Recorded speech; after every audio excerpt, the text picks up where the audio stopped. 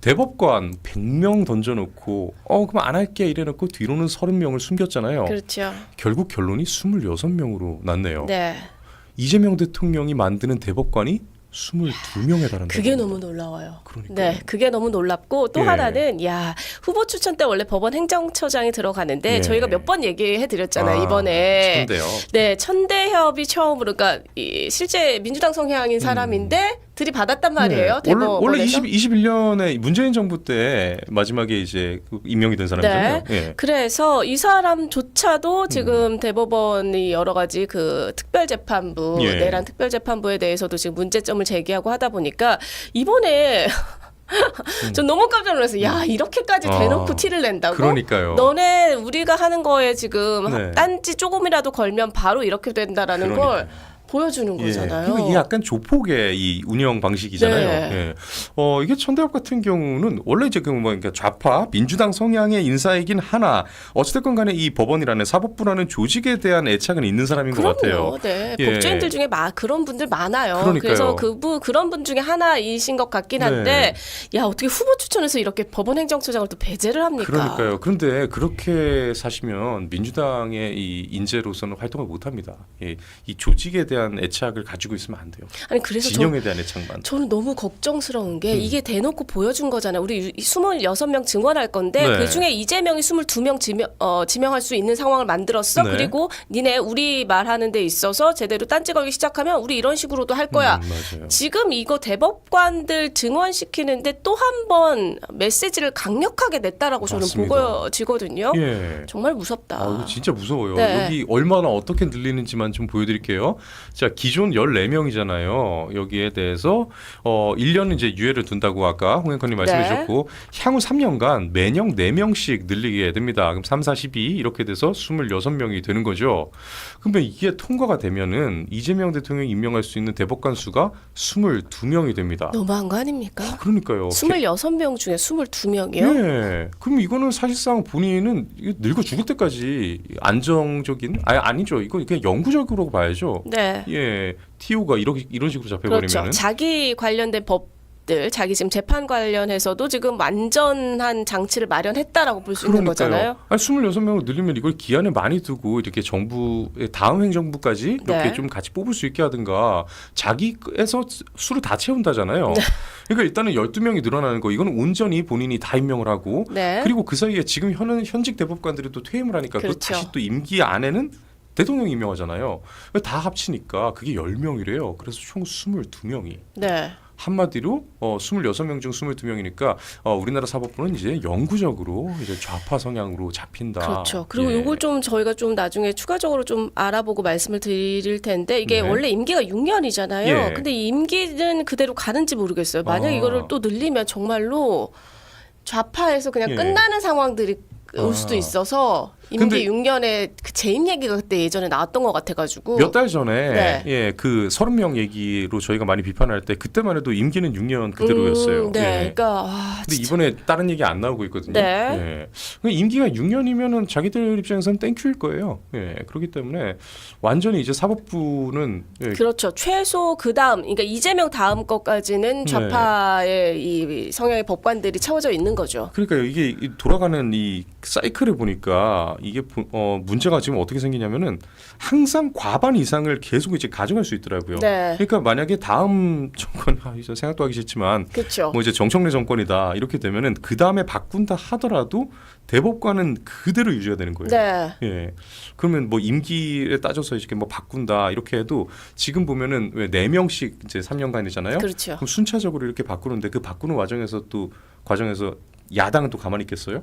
그러니까 사법부를 다시 정상화시키는 거는 사실상 불가능해졌다. 지금 네. 이런 분석이 많이 나오고 있습니다. 그리고 이거 같아요. 또 대법관 후보 추천위원회 구성도 지금 바꾸기로 해가지고 예. 그러니까 추천을 누가 하느냐가 또 중요해지는 그러니까요. 상황인 거잖아요. 근데 지금 보면 현행 10명에서 네. 법관 대표회의와 지방변호사회 목 2명을 추가해서 12명이라고 하는데 네.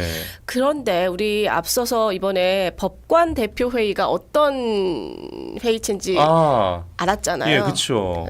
모든 그 회장 대표가 다 좌파 성향 그뭐 우리법 연구회 예. 그 출신들이잖아요. 예. 그럼 거기서 한 명, 지방 변호사의 목 한 명이라고 하니까 네. 이건 뭐 후보 추천위원회 자체도 또 그쪽으로 기울어져 있을 가능성이 굉장히 크다라고 보여지네요. 네. 그리고 지금 천대엽을 뺐잖아요. 네. 예, 기존 추천위원회 이제 법원행정처장 천대엽이 있었는데 이것을 본보기로 제외하는 대신에 누가 들어갔느냐? 예, 헌재 사무처장이 들어간다고 합니다. 아 근데 진짜 아무리 생각해도 야 진짜 이렇게 투명하게 대놓고 어떻게 이렇게 할 수 있죠? 예. 야 진짜. 그래서 지금 네. 그 우려하는 게 이런 문제 때문입니다. 지금 미국에서 그래도 우리나라 이제 보수 진영의 이제 시민들, 우파 진영 시민들을 보고 네. 뭔가 좀 액션이 있을 것이다라고 기대하는 분들이 많다는 거 알고 사실 저도 그 중에 하나예요. 그런데 큰 거 온다라고 믿으면 안 된다는 게 베네수엘라를 보면 대놓고 이제 알 수가 있는 게 미국의 입장에서 봤을 때 우리가 만약에 미국이라 생각하면 이게 명확하게 드러나는데 만약에 지금 이재명 정권이 이제 이 좌파 진영 그리고 이제 자유 진영을 이 수호하려는 의지가 너무 약하다 해가지고 이거를 만약에 진짜 개입을 해가지고 좀 떨어뜨린다고 쳐봐요. 그럼 그 다음엔 누가 들어오겠어요? 그럼 그 다음 정청래 정권 들어오는 거예요. 야. 왜냐 이 나라 국민들이 성향이 그렇기 때문에. 그리고 저는 네. 저는 사실 그 뭐 미국의 뭐 네. 개입이나 이런 거를 그렇다고 생각하지는 않는 사람이어가지고 예. 그건 거의 불가능하다라는 생각을 하고 있기 예, 때문에 아니, 현실적으로 미국이 네. 개입한다 해서 우리나라 레짐 체인지가 되는 거는 안 되잖아요. 네, 예. 안 된다고 보고 네. 그래서 그냥 지금 이 상황을 우리가 그대로 그냥 받아줘야 되고 이거를 어떻게 지금 앞으로 대응해 나가야 될지 우리는 지금부터 그 고민을 되게 열심히 해야 될 것 같아요. 다만 그래도 왜 네. 지난번에 그 왜 미국 정상회담 그 지방선거 하루 전날 했잖아요. 네. 그런 식으로 개입인 듯 개입 아닌 듯 해가지고 예, 이 구성에 영향을 미칠 수는 있어요. 선거에. 예, 그런 식으로 한다 하더라도 그만큼도 도와주지 않을 가능성이 높다라는 거죠. 지금 베네수엘라를 그런 식으로 해서 완전히 국가 자체를 그냥 말려주기는 그러니까 식민지화 시켜가지고 미국이 완전 탈탈 털어가는 그런 일이 벌어졌었거든요. 우리나라도 지금 그런 수순으로 가고 있는 게 아닌가라고 해서 상당히 지금 우려가 많이 되고 있습니다. 그런 와중에 우파 진영의 이제 거의 유일한 전사마저도 우리는 이제 잃게 됐죠. 자, 방통위 해체법 이제 25일이면 처리를 한다고 합니다. 당연히 AKA 이진숙 추방법이죠. 와, 드디어 이렇게 방송 미디어 통신이 아까 보여드렸죠. 네. 이걸 새로 만들면서 기존 방통위원장은 임기가 승계되는 게 아니고 승계를 금지한다. 이제 새로 뽑아야 되는 거예요. 그렇죠. 자동적으로 그냥 임기가 만료되는 겁니다. 그러니까 저는 이것도 이게 이 형평성 문제가 있을 수 있잖아요. 앞서서 제가 말씀드린 것처럼 금융위원장 같은 경우 금융위원회에도 그런 지금 상황이거든요. 예. 그럼 이건 형평성 문제에 대해서 이진숙 위원장이 가만히 있을 것 같지는 않아요. 네. 이렇게 되면. 네. 아니, 지금도 뭐 헌법소원이든 뭐든 할 수 있는 건 다 한다고 하는데 네. 그럼 그 판결을 누가 하는데요? 그렇긴 하죠. 예. 네, 근데 이게 형평성 문제이기 때문에 네. 어떻게 될지는 모르겠지만 가만히 계시진 않을 것 같다. 네. 맞습니다. 그래서 결국은 이제 국민적 관심도가 높아지지 않는 한 이 문제는 절대로 해결이 안 됩니다. 맞아요. 그래서 여기에 대해서 아니 말이 되느냐 저쪽은 그러면은 똑같은 상황인데 왜 저쪽은 해주고 이쪽은 안 해주냐 이게 말이 되냐 이렇게 여론이 형성이 돼야지 압박을 네. 법원에서도 받을 수 있지 않을까. 왜냐하면 이게 사례가 없다면 네, 그죠? 맞습니다. 사례가 없으면 결과적으로 여론의 압박을 받을 수밖에 없죠. 예, 네. 맞습니다. 아유, 참 정말 이춘석 얘기로 좀 넘어가 볼게요. 네. 예, 차명 주식 거래. 야, 이것도 이거 보좌진 차명 빌려줬는데 이것도 어떻게 되는지 그 수사도 여부도 중요한데 자, 심지어 계좌이체도 아니고 현금으로 상당액을 입금했다. 이건 뭐 대놓고 아예 그냥 방향성이 뚜렷하군요. 예. 아니 근데 진짜 저는 네. 얼마나 우리나라의 지금 현재 상황이 우스웠으면 저렇게 이춘석이 아무렇지도 않게 국회의원 신분이 차명으로 저렇게 거래를 할 수 있을까? 그러니까요. 전 너무 신기해요. 근데 네. 간덩이는 하루아침에 붙는 게 아니잖아요. 그렇죠. 그러니까요. 그러니까 서서히 붙다가 이제 본회의장까지 와가지고 하게 된 거예요. 저는 정말 아니 이재명 저런 사람도 대통령이 되는데 뭐 이까짓 건 뭐 이런 생각이 저 민주당 저변에는 다 깔려 있는 게 아닐까. 맞아요. 일말의 어떤 법을 어기는 거에 대한 죄책감이나 여기 네. 문제성에 대해서 아예 인지를 지금 못 하고 있는 건가 이런 생각까지 맞습니다. 들어요. 네. 아니 근데 국회의원들 뒤에서 기자들 찍고 있는 거 뻔히 알면서 그러니까 의도한 것도 아닌데 이런다는 것은 네. 얼마나 국민에 대한 경계심이 내려가 그렇죠. 있는지. 그리고 이거 처음도 아니잖아요. 그러니까요. 아니 무슨 뭐 비키니 사진을 보질 않나, 조건 만남을 검색하질 않나, 예? 근데 주식 거래를 하질 않나, 그것도 차명을 네. 수시로 단타를 거래했다는데, 야, 제가 안 걸려서 그러지 김남국이라고 코인 거래 안 했을까요? 네, 아유. 거기도 회의실 석상에서 했는데 그러니까요. 안 했을 리가 있나요? 네. 그래서 정말로 지금 민주당의 이 도덕성 해이가 굉장히 도를 넘고 있다라는 네. 생각이 듭니다. 이미 뭐 한참 넘어왔죠. 네. 예, 여기 나오네요. 아, 그 정확하네요. 예, 4억 2천에서 4억 7천 정도로 신고했는데, 네. 예, 그런데 이 차명 계좌로 차명 거래를 한 금액은 10억이 넘는다. 야, 이쯤 되면은 뭐가 본 재산이죠? 그렇죠. 그 이쯤 되면은 뭐가 본캐죠? 네, 저건 도대체 어디서 났나? 예, 아니 공직자로서 번 돈이 4억인데, 예, 이 뒤에서 주식 거래자로 번 돈이 10억이 넘어요. 그렇죠. 예. 그래서 저희가 강선우 제대로 파봐야 된다 이 얘기를 그때 했었는데 네. 워낙 다른 게 커가지고 그 얘기가 묻히긴 했는데요. 네. 보세요, 지금 이춘석도 지금 이런 상황인 거잖아요. 그러니까요. 근데 강선우는 남편이 김앤장 변호사인데 2억 신고했단 말이에요. 2억대. 그러니까요. 네. 게다가 이제 집도 자기 이제 그 강서에 있는 거는 강남에도 하나 있으면서 네. 강서에 있는 거는 이제 또 이제 전세니까. 이러니까 네, 예. 얘기가 안 나올 수 없죠. 그러니까요. 꼬리에 꼬리를 물 수밖에 없습니다. 네. 본인들 지금. 예. 아 이게 자기 집이 아니라서 그래. 자기 집이 아니니까 보장을 시켜서 변기만 고치라고 그러잖아. 네. 아유 정말 애착도 없고 그러면 자기 지역구에 자기 집도 없고. 그래서 정말 예. 이 정치인들이나 고위공직자들에 대한 재산, 특히나 이런 주식과 관련된 거 좀 다시 한번 제대로 봐야 된다. 이 얘기가 맞습니다. 나오는 거죠. 예, 그런데 이거 백날 이래봤자 왜 이렇게 겁을 안 먹겠어요? 자기들이 다 힘을 가지고 있고, 네. 예. 그리고 저희가 보기에도 그래요. 지금 쟤네들은 국민의힘에서 이렇게 긁는다 해서 야옹 야옹 해봤자 생채기 하나 안 날 것 같아요. 전혀 지금 예, 신났잖아요. 그러니까요. 네. 이게 외부에서 아무리 때려봐야 소용이 없거든요. 네. 이 왜 그 뭐 별 소행성 같은 거 날라올 때 왜 외부에서 핵을 쏴가지고도 안 터지잖아요. 네. 이게 그럼 어떻게 하나요? 그 착륙해서 구멍 뚫어서 그 내부에서 터뜨리죠. 결국은 이제 내분을 기대할 수밖에 없는 좀 슬픈 현실인데 그 뭐 비슷한 얘기가 조금씩 나오고 있는 것 같아요. 좀 뭐 이런 얘기인데요. 김어준을 겨냥해서 유튜브 권력이 정치 권력을 휘두른다라고 얘기한 사람인데 이 사람 누군가요? 야, 저는 그래서 되게 놀랐어요. 곽상원은 노무현이구나. 예, 노무현 사위. 네. 예. 순간에 맞아. 예. 노무현이고 그래서 순간 문재인 그러네. 그 노무현 사위예요. 문재인이 현재 사위가 없어요. 그렇죠. 예, 전 사위만 있어. X 사위. 하도 왔다 갔다 해가지고 그래요. 여기 맞아. 노무현 사위예요. 네. 맞아. 그러니까 이게 나오는군요. 그렇죠. 네. 예, 여기 그렇네요. 예, 아우 진짜 죄송합니다. 예, 아우 저도 이럴 줄 몰랐어요.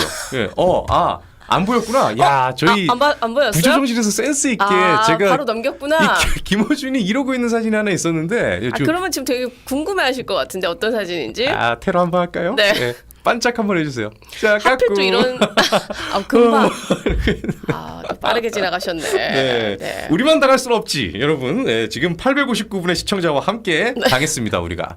자, 그러면은 김어준에 대한 비판은 밖에서 아무리 두들겨봤자 오히려 공고해집니다. 네. 예, 우리 밖에서 때릴 때 이게 적당한 충격은 센 충격이면 아예 그냥 깨버릴 수 있지만 적당한 충격은 뭡니까? 이게 담금질이에요. 그렇죠. 아니 그리고 요즘에는 밖에서 그렇게 하면요, 그냥 쟤들이 긁히는구나 이렇게 받아들이지 이거를 오지 않더라고. 내부에서는 오히려 좋아하더라고요. 좋아하더라고요. 네. 우리가 이래서 우리가 잘하고 있어서 네. 쟤들이 저런다 이런 뇌 구조를 그러니까요. 돌리시더라고요. 네. 그래서 안 되겠구나. 뭐 때림 막 좋아하고. 네. 그래서 결국은 내부에서 일이 일어나는 방법밖에 없는데 그 비슷한 게 이제 나온 거죠.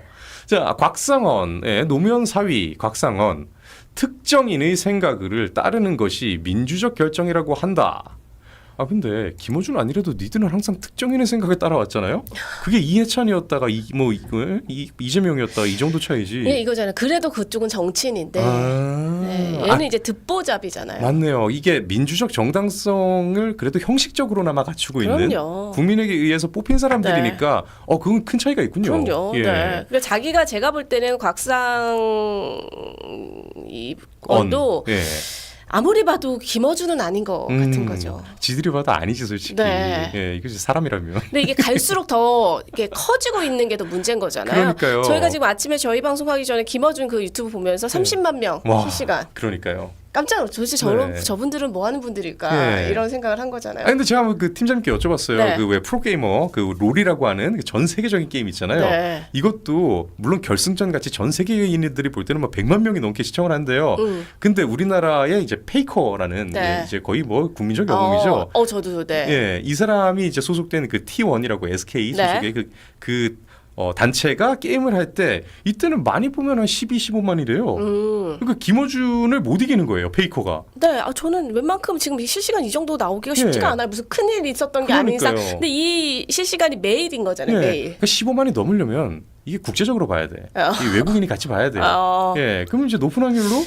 그러니까 이게 지금 계속 그럴 수도 있는데 네. 김어준은 사실 TBS의 청취율 1위를 기록했던 그게 있어서 예. 거기에 있는 분이 그냥 자연스럽게 그대로 옮겨왔던 네. 분이 많다고 하기 때문에 또 운송노조가 이제 다 그쪽 지지니까 이게 또 버스에서 이제 그렇죠. 아니 출퇴근하시면서 그냥 강제 버스, 청취를 그렇죠. 당했잖아요. 강제 청취하셨던 분이 많아서 그게 네. 익숙해지 왜 그렇잖아요. 왜 듣기 싫은 목소리도요. 계속 매일 들으면요 그게 익숙해지거든요. 그렇더라고요, 진짜. 네, 그래요. 예. 그래서 이미 이제 여기 있는 많은 분들은 그냥 정말 아무 생각 없이 그냥 듣게 되는 상황까지 온 게 아닐까라는 맞아요. 생각이 들어요. 그냥 네. 자연스럽게 틀게 되는. 예. 네. 아 맞아, 그건 진짜 사실인 것 같아요. 저 군대 처음 갔을 때 교관들 목소리가 까랑까랑하고 정말 듣기 싫거든요. 네.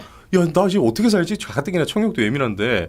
그런데 일주일이 안 가요. 맞아요. 금방 무뎌지더라고요. 무뎌져요. 예. 네. 오히려 나중에는 그 소리가 이제 보통 사람들의 목소리 같고. 그렇죠. 익숙해지고. 예, 그런 식으로 물드는 것 같습니다. 네. 예, 와, 그냥 누구의 목소리를 듣느냐도 중요한데. 근데 저는 진짜 문제는 뭐냐면 여기 지금 기사를 다시 보시면 나오는 것처럼 여기에 네. 민주당의 국회의원들이 굉장히 많이 출연해요. 맞아요.